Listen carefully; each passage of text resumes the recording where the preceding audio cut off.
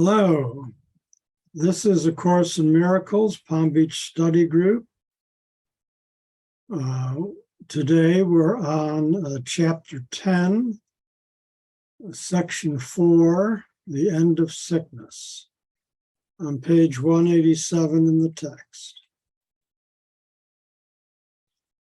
All magic is an attempt at reconciling the irreconcilable. All religion is the recognition that the irreconcilable cannot be reconciled. Sickness and perfection are irreconcilable. If God created you perfect, you are perfect. If you believe you can be sick, you have placed other gods before him. God is not at war with the God of sickness you made, but you are. He is the symbol of deciding against God, and you are afraid of him because he cannot be reconciled with God's will. If you attack him, you will make him real to you. But if you refuse to worship him in whatever form he may appear to you, and wherever you think you see him, he will disappear into the nothingness out of which he was made. So they're defining magic here, and this is not, again, the Course has specific meanings for specific words. And they're usually not the normal agreed upon meaning of the words in our vernacular. So people see the word magic and they think of a magician and magic tricks and sleight of hand and illusion and all of that. And what they're talking about here is the magic of the ego of trying to make you believe that certain things are true, but it's really just an illusion. So in that case, that's like a magician that shows you an illusion and makes you think that it's true. So in that aspect, the words are similar. But when it's used in the Course, it's specifically referring to the ego, not to any person. And the religion, he's saying, is a recognition that the irreconcilable cannot be reconciled. So sickness and perfection are, again, those two opposites, and they can't be reconciled. So God created us perfect, and again, that's our spiritual selves, not our human being bodily self, because God didn't create our human being bodily self. God created our spiritual self. And our spiritual self is perfect because God created us perfect. And if you believe you're sick, you have placed other gods before him, in other words, the ego. But God is not at war with the God of sickness. God is not at war with the ego, but we are. And in sentence 7, where it says he is the symbol, they're talking about the ego there. The ego is the symbol of deciding against God. And you are afraid of the ego because the ego cannot be reconciled with God's will. If you attack the ego, you will make the ego real to you. But if you refuse to worship the ego in whatever form he may appear, wherever you may think you see him, the ego will disappear into the nothingness out of which he was made, because the ego is just illusion. And that's the disappearing trick. Any questions, comments?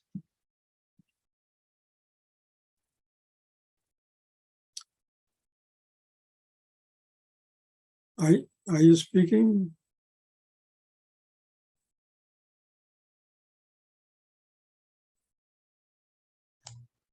Yeah, I was thinking that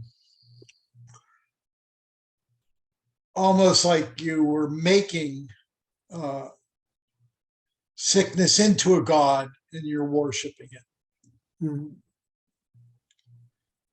and it's another god. You're seeing it as a god, and it's like any other idol you're worshiping to the idol of sickness, and you made the idol. You're worshiping the idol. And because you made it, you can't reconcile it with God, because that's where that's where I see it as irreconcilable. Right. Yeah. And we have to be careful too, I think, of how we use the word sickness.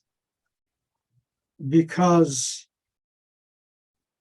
again, the mortal body is an illusion made up of the ego, and it is temporary, it's not eternal. So it will grow old and it will get sick and die, because that's the nature of it. So these ego bodies are not meant to be eternal. Our spiritual bodies are eternal. Our spiritual selves are perfect and eternal, but sickness is not necessarily, the flu or cancer. Uh, there's sickness of the mind when you think, when you believe that you are your body, that when your body dies, that there will be nothing left of you whatsoever. These types of thoughts. So this sickness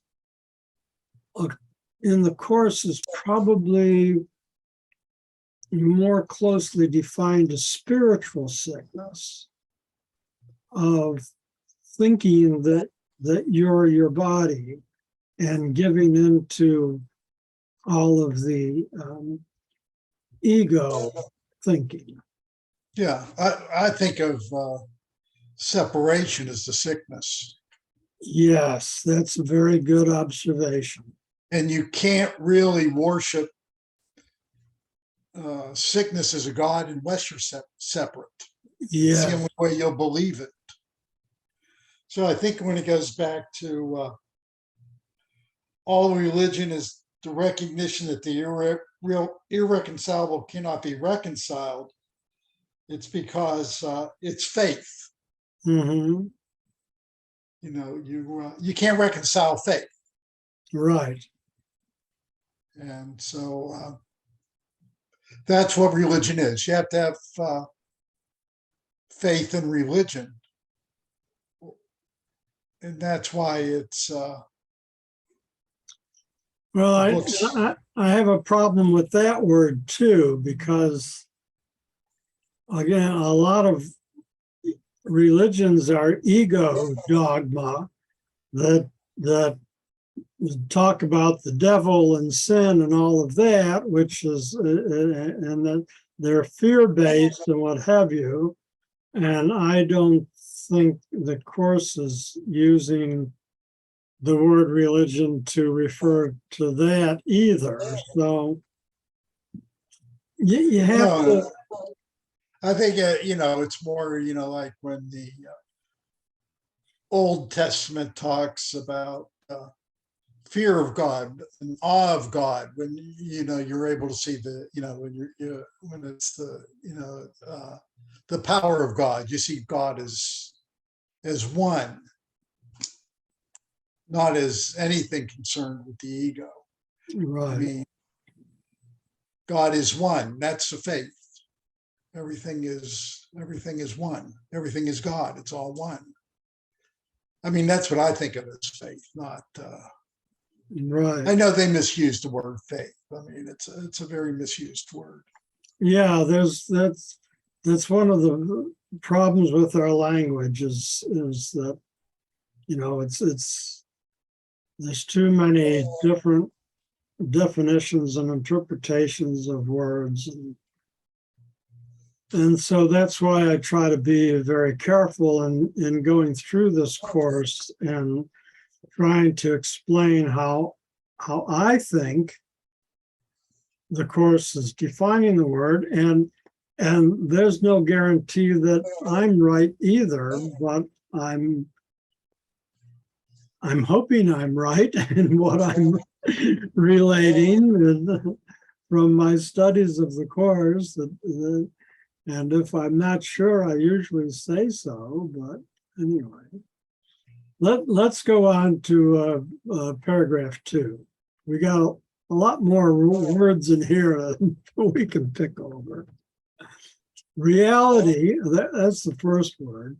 Reality can dawn only on the unclouded mind.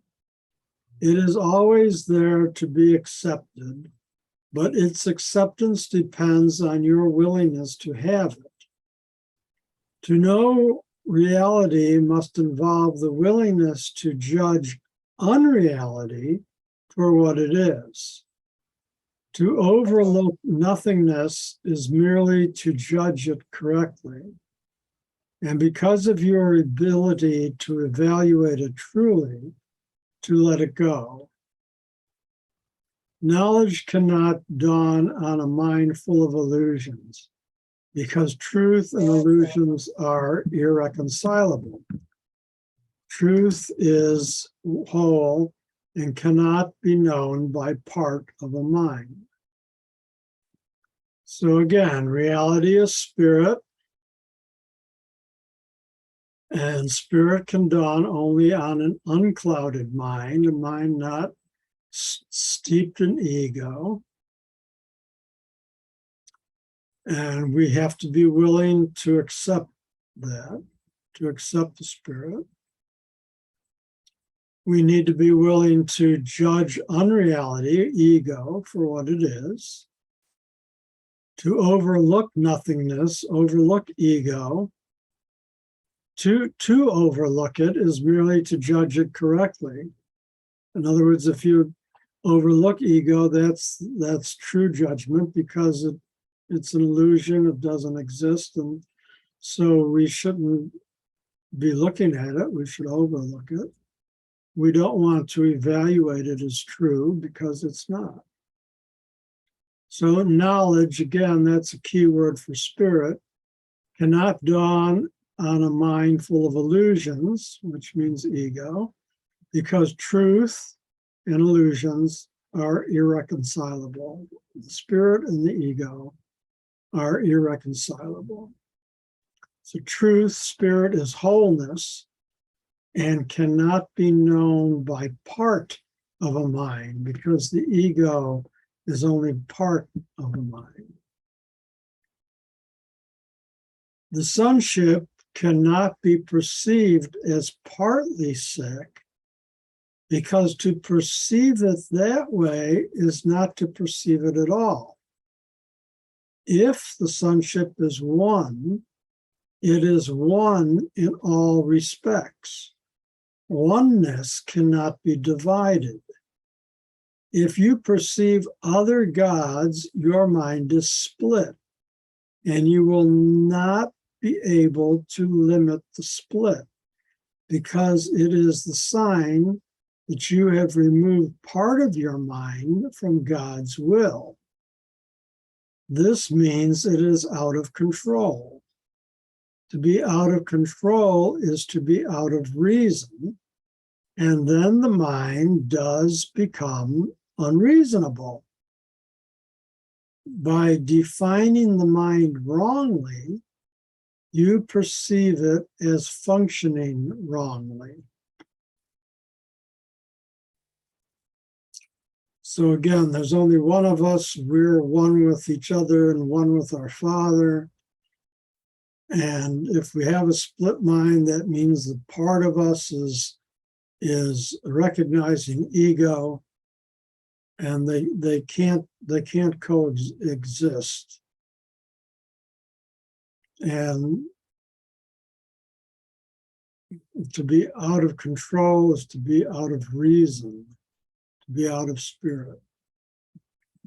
And mind becomes unreasonable when it's engulfed in the ego thinking.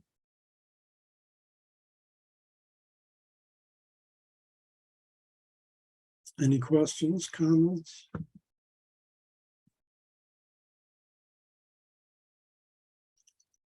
Paragraph 4.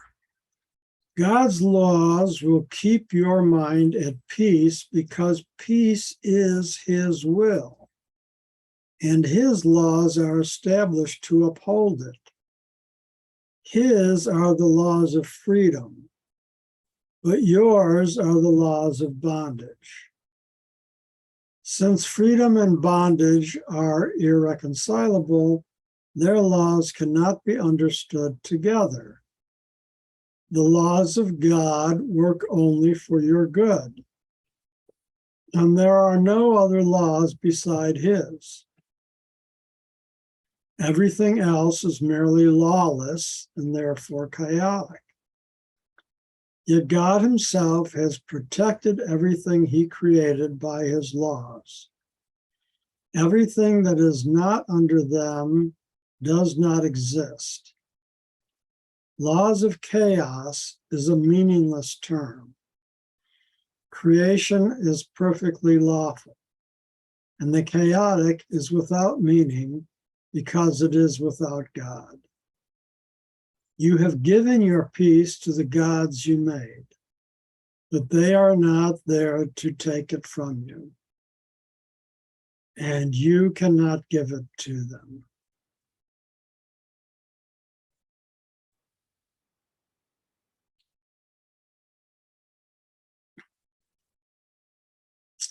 So back up to sentence 2.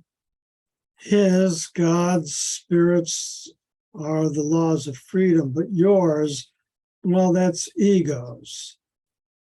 So egos are the laws of bondage. The laws of God work only for our good.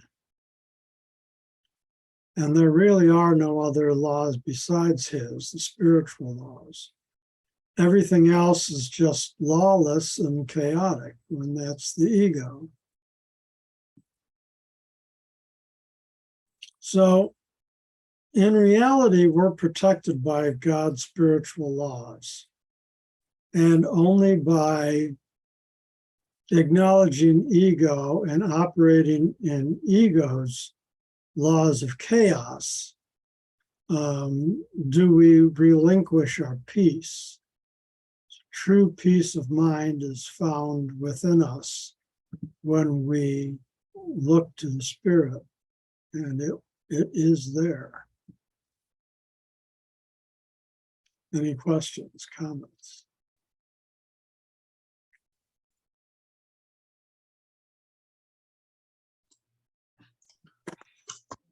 So I guess God's laws are,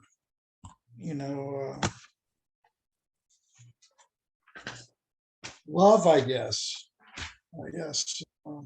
Yes, love is one of them.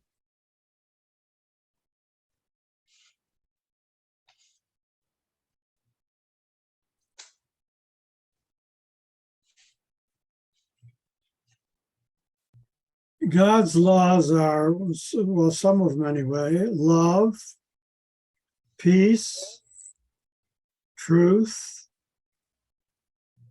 I think forgiveness, wisdom,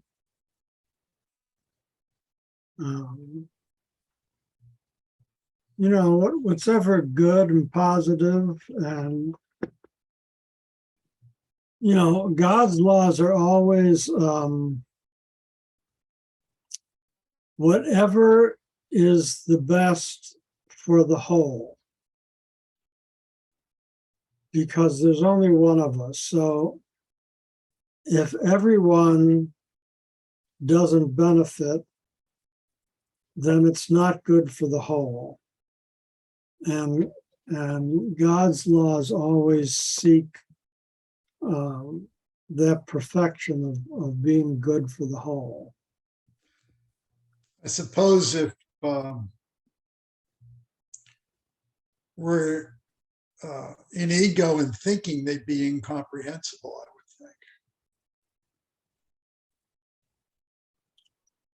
Well, the ego has its own way of thinking about these things, Like the ego will say, well, peace is not being at war. Whereas God would say, no, peace is realizing that you're my son, that you're a spiritual being. That's where your peace lies. You got nothing to do with warfare.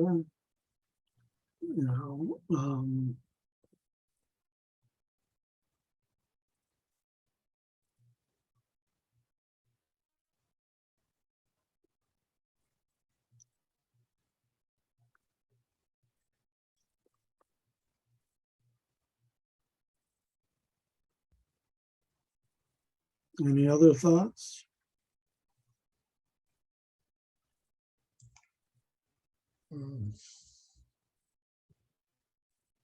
Well, let's keep reading and see how this comes out here. We're on paragraph 5. You are not free to give up freedom, but only to deny it. You cannot do what God did not intend, because what he did not intend does not happen. Your gods do not bring chaos. You are endowing them with chaos and accepting it of them. All this has never been.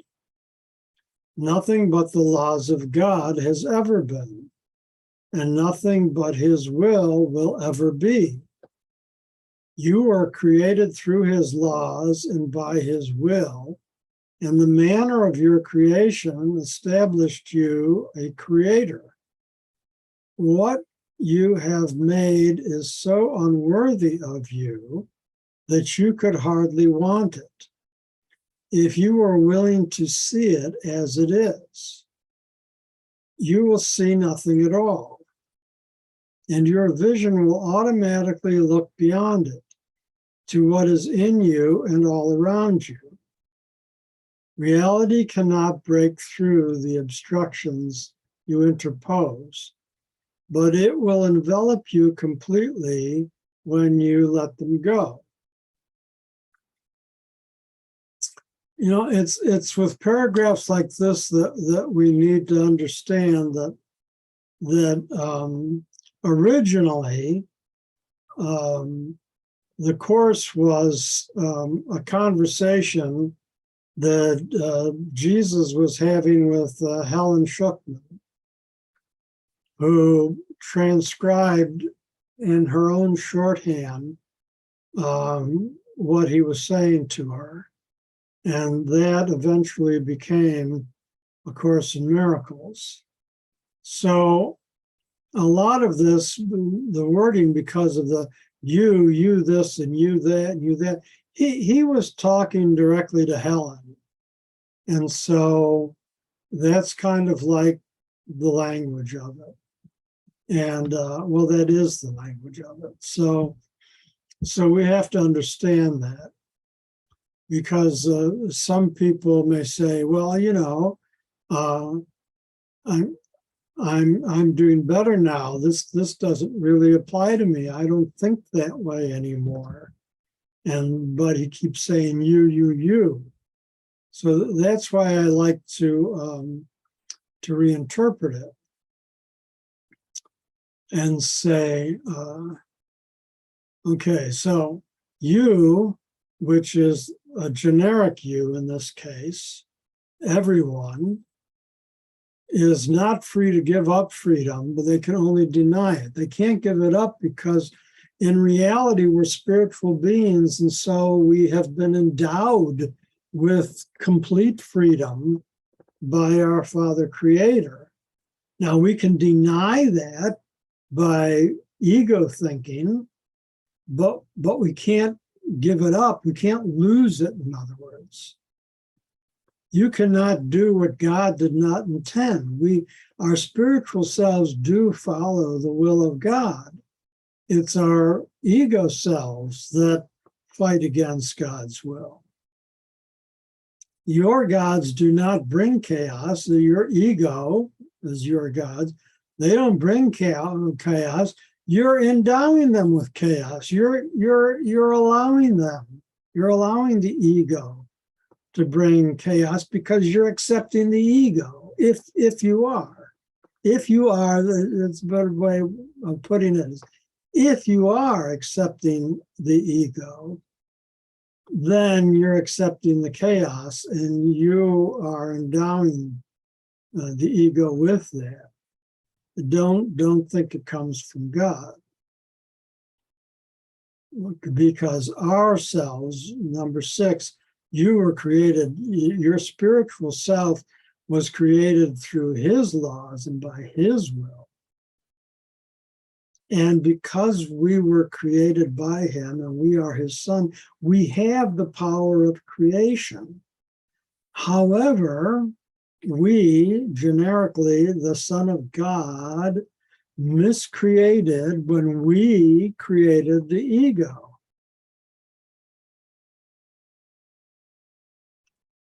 What you have made, the ego, is so unworthy of you, of your true spiritual self, that you could hardly want it if you were willing to see what it is. So again, he's talking to Helen. He's saying, you have to come to understand that you made this ego world that you're suffering in. But that's not the way God intended it.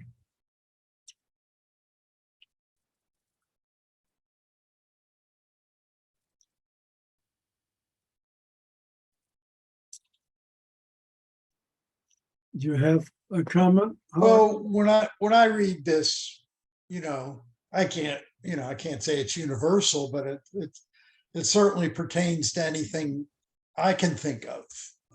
I mean, there's nothing in here that wouldn't be said to me. I mean,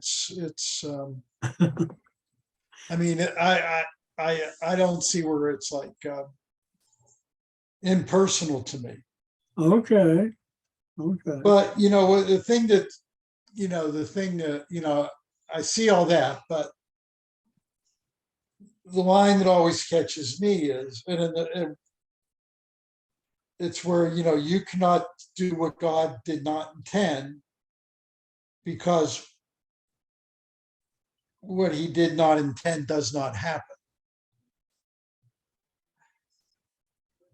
So I see the ego as, it's almost like you're living it, but you can't. You're obviously not going to go against God's will. So I think that's one of the bases of forgiveness from the Course. It's almost the basis for forgiving yourself of the past, Mm-hmm. because God intended that for you. And I think, it's like the old choose again. Like it's going to be there. It's how do you live with it, or how do you accept it?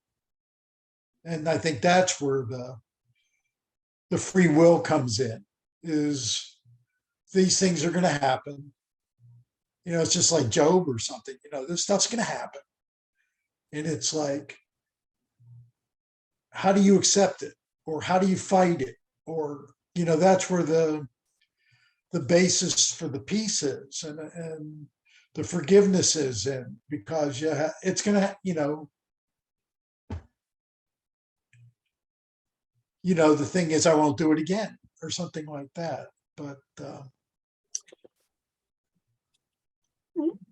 yeah,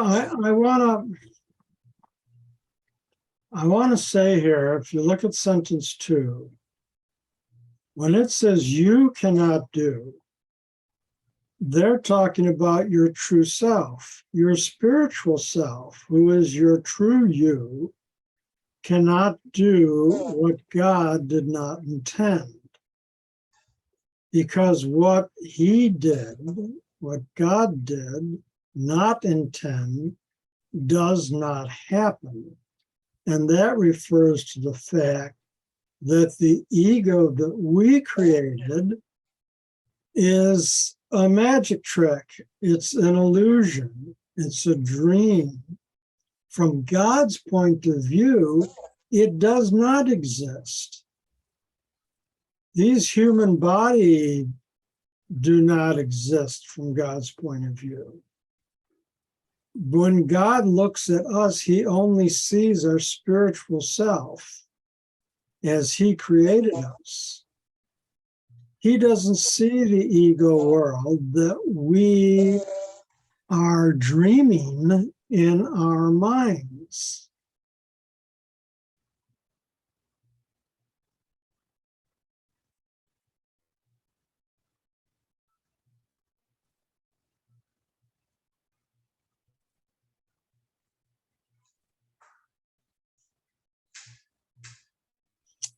And when we think of ourselves in those terms, then it's much easier to progress from a mind full of ego to a mind very sparse of ego. So all of the bad things I've done in my life never really happened from God's point of view. All of that was just done in the ego dream reality. It's an illusion. It's smoke and mirrors. Eventually, I will wake up when I truly and fully remember who I am as a spiritual being. And upon waking up from the ego dream, the dream will disappear. And that's shadowed actually in our ego world. We dream at night, and there's all kinds of fantasies and things that we dream of, but people wake up and then, for the most part, they forget their dreams.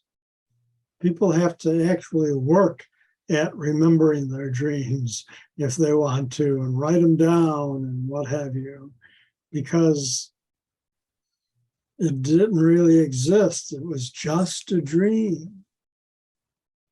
But we have to extrapolate that and realize that this whole world, all of the wars and all of the politics and all of the hunger and all of the disease and all of it is just a dream. It doesn't really exist.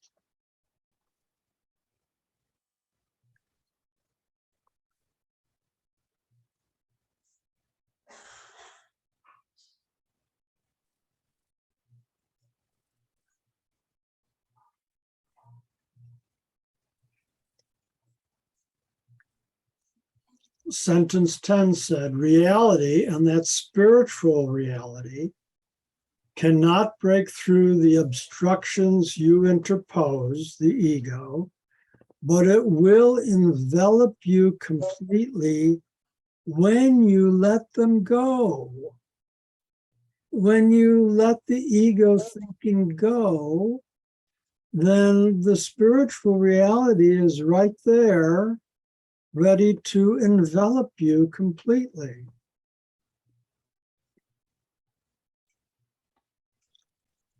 Paragraph 6 goes on to say, when you have experienced the protection of God, the making of idols becomes inconceivable.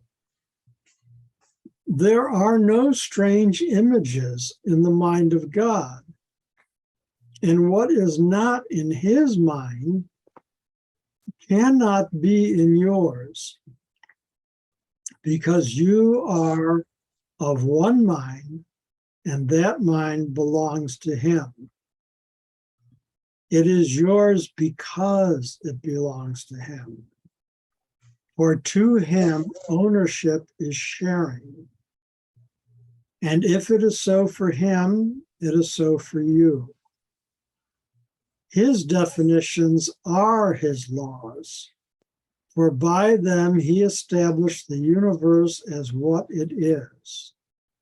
No false gods you attempt to interpose between yourself and your reality affect truth at all. Peace is yours because God created you, and he created nothing else.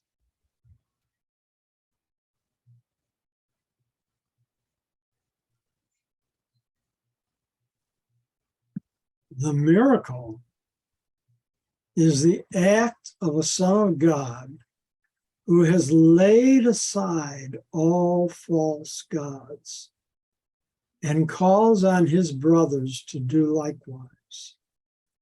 It is an act of faith because it is recognition that his brother can do it. It is a call to the Holy Spirit in his mind, a call that is strengthened by joining. Because the miracle worker has heard God's voice, he strengthens it in a sick brother by weakening his belief in sickness, which he does not share. The power of one mind can shine into another because all the lamps of God were lit by the same spark. It is everywhere and it is eternal.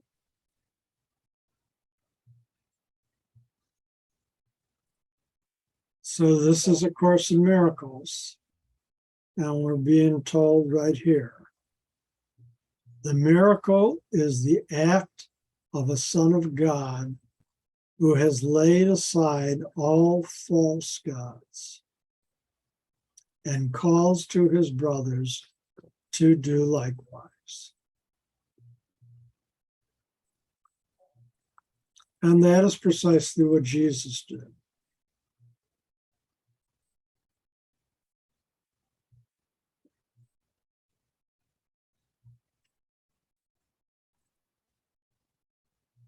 It's an act of faith because it recognizes that if he can do it, we can do it. If we can do it, everybody else can do it. We're all in the same boat.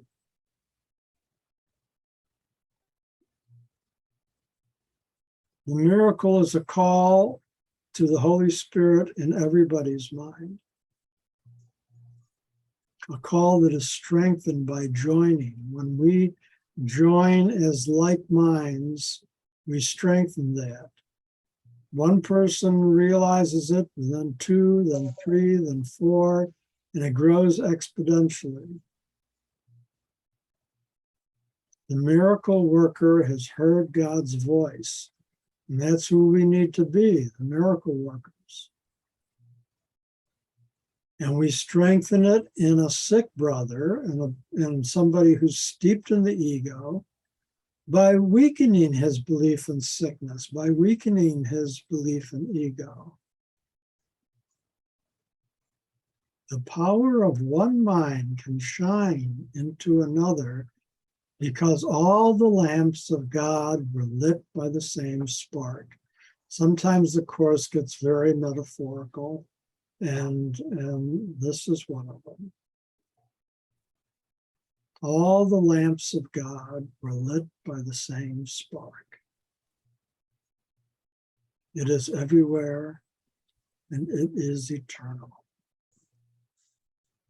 In many, only the spark remains, for the great rays are obscured.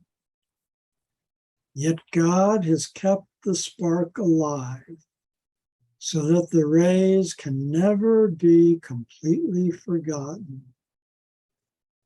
If you but see the little spark, you will learn of the greater light, for the rays are there unseen. Perceiving the spark will heal, but knowing the light will create. Yet in the returning, the little light must be acknowledged first. For the separation was a descent from magnitude to littleness. But the spark is still as pure as the great light, because it is the remaining call of creation. Put all your faith in it, and God Himself will answer you.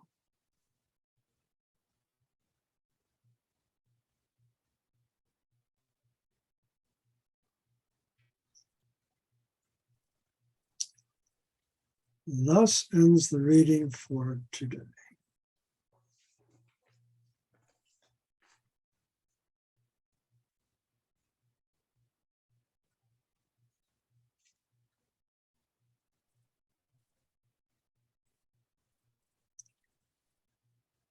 That last paragraph is really quite beautiful, isn't it?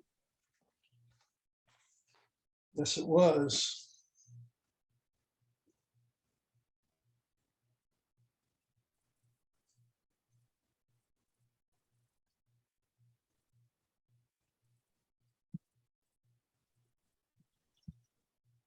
Do you have any comments, Howard? Um,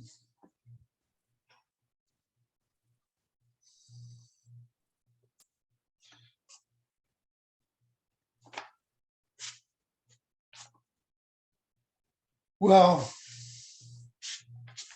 it sums up a lot. I mean, it kind of like almost gives part of the goal. Mhm. You know, you've got the little spark, and the goal is to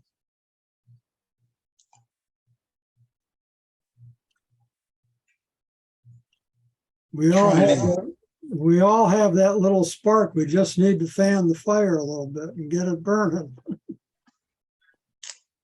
yeah, you have to be aware of it. I mean, Right. that's kind of the goal, is to be aware of it. The more you're aware of it, I guess the more you can increase it. Yes, and the more you share it, the more it increases. We've been told that over and over again in the course. That increase happens by sharing. You have to give it away and it will increase. So by sharing that spark with other people, normally through example, I mean, nobody's asking you to go out and preach on a soapbox in the middle of Main Street. But just by being kind, by being forgiving, by being loving, by showing consideration to people, by just being as at peace, being peaceful, through your example, you share the spark with other people. If they ask you about it and you want to talk about, and you can talk about it, you can do that also. But nobody's saying you have to go out and preach on Main Street.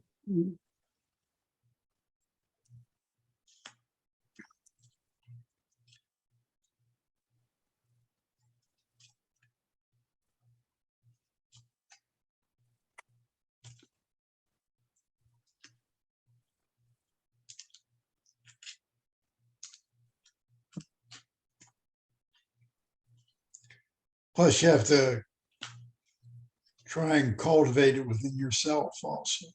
Oh, of course.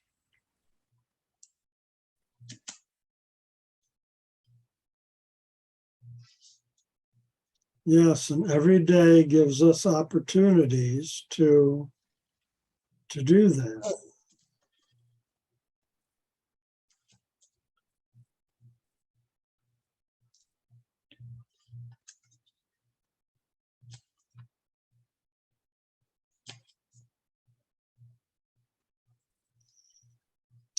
Well, alrighty then. I think we've come to the end of our lesson for tonight. Unless you have any last words? No, I'm glad I'm doing this with you because it's, well, personally, it's bringing me back to it. I had done it for quite a few years for a long time. You know, I've been wanting to get back to it. Yes, And, very good. Well, I appreciate that you're here with me this evening, and we hope to see you again next time. yeah, I think so. I think you're. I really appreciate your teaching. It's. You're welcome. I think it's quite insightful. It's. Thank you. So I'm getting a lot out of it. Great. Okay, then I'm going to ask that we have a moment of silence, and then I'm going to stop the recording.